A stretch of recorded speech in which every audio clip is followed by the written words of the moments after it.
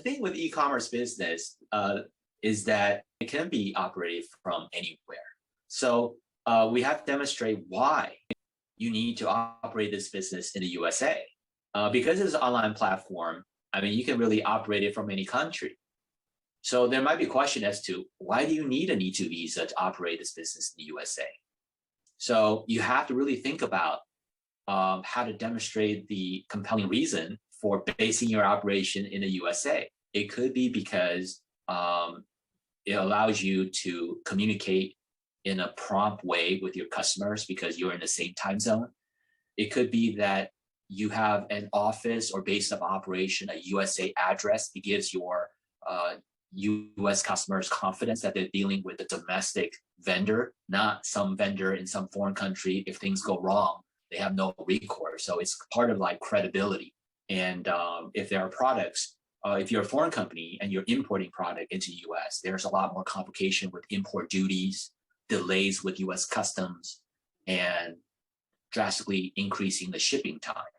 But if you're a domestic company and you're selling to the USA market, then you can pretty much completely avoid all those complications with custom duties and importation of goods into the United States. Being the US gives the business a competitive advantage, then that could be a justification for setting up the business in the US.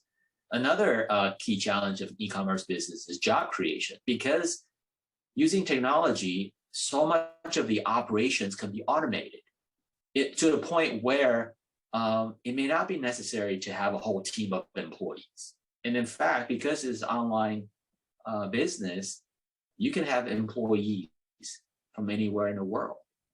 In fact, you can have employees from countries where the labor cost is a lot less, thereby increasing your profit margin.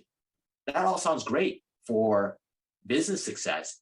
It doesn't work for the E2 visa, which requires that you create jobs domestically here in the United States, and that your business model credibly and realistically need to hire those US employees to help support the operations. The last big challenge of the e-commerce business is that it's not so easy to generate substantial revenue as a brand new startup e-commerce. It requires time to gain the traction and momentum to generate a critical mass of customers.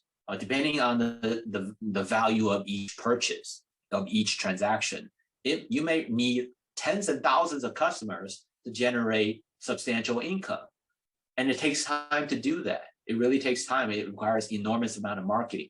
A brand new e-commerce business might look quite speculative and risky to an immigration officer. Like, yeah, you got a beautiful website. Can you really get enough?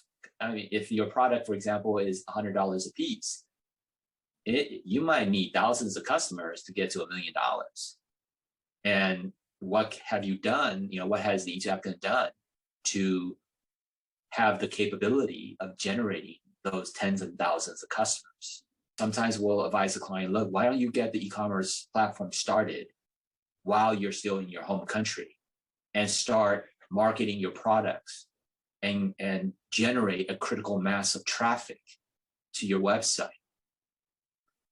We've even had experience with clients with e-commerce business where they didn't want to start selling the products, but what our client did instead was created a social media following on Instagram or Facebook. I think it was vitamin-related products, but he didn't want to start selling until he got to the US and had the E2 visa.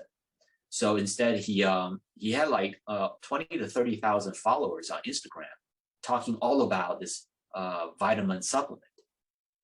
And then we presented the e-commerce business along with proof that he has nearly 30,000 followers interested, and we got it approved. So, it goes to show that most immigration officers, they'll give the E2 entrepreneur a chance. They'll believe in the business idea and give the applicant a chance to carry it out if there's something tangible and concrete that they can hang on to.